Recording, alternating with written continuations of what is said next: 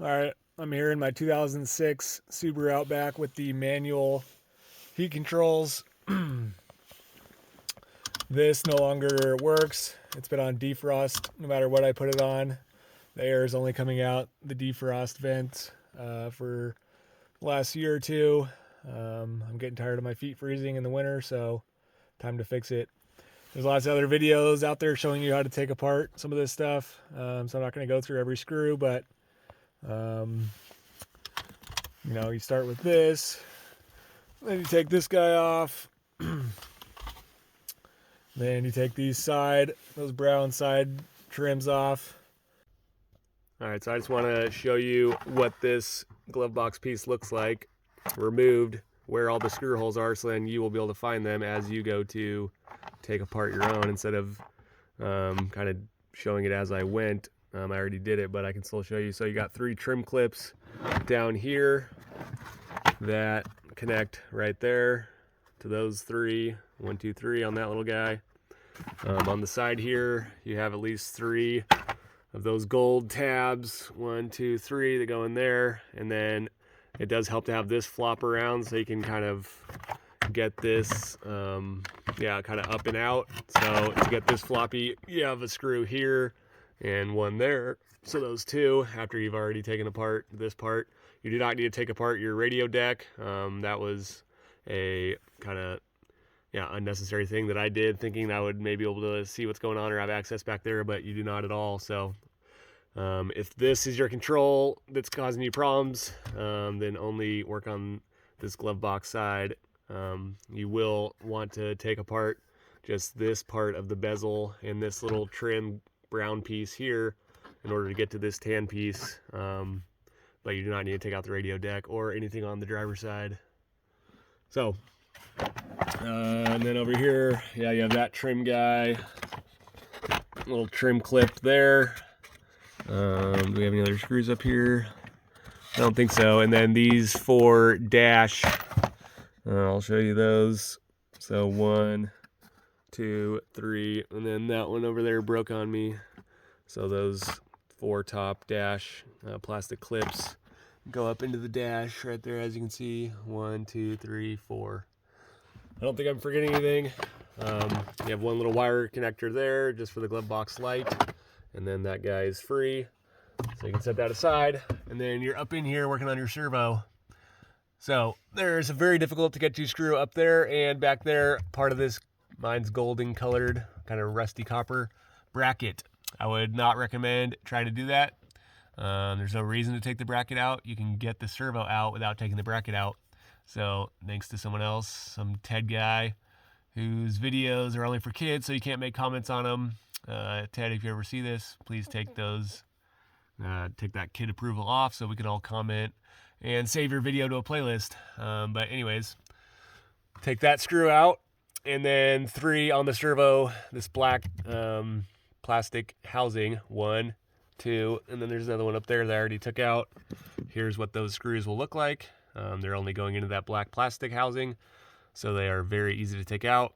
You might want to use some sort of little right angle bit driver, but honestly, just your fingers with something, Phillips bit that you can grab onto might be enough, because they were not very tight, just going into that little black plastic. So anyways, get those 3 out in the 3 corners of it there.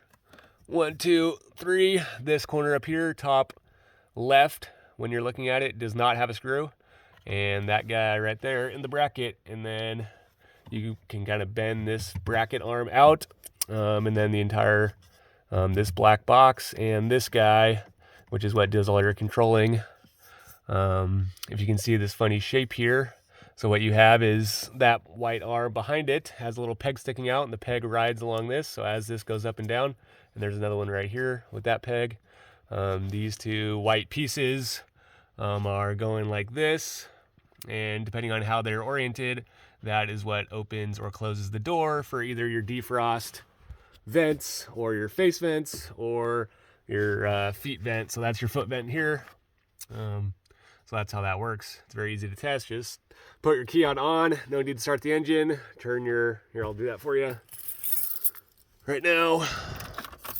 Just turn it on. You got it on I got it on 2. Okay. Now I'll show you how it moves.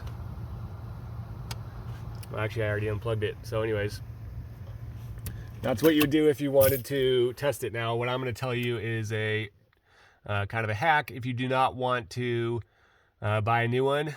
So what I'm going to do is I'm going to keep it on this. It could be anywhere because I've already unplugged it. But if I hadn't unplugged it and the car was on, then it would try to move. But I've already unplugged it, so no matter what this is on, it's going to be on that one because that's the last one I left it on before I unplugged it. So put it on the one you want it to keep on forever, and then go up there. There's a green plug. Yeah, I didn't mention that. If you are going to remove the thing to try to fix it or replace it, you would want to, let me get the camera up in there a little better for you. There's that green plug. There's a push button on the back, just like that right there. If you see that one, the push button, same type of connector. It's on the back, so the push button is facing away from you. So get your finger back there, push it in, and it pops up pretty easily. So what I did was I put it on the selection I want it to stay on forever, and then I unplugged it. So now, no matter, if my kid tries to mess with this, it's never going to change because it's been unplugged. And with the defrost and the feet setting, I have best of both worlds.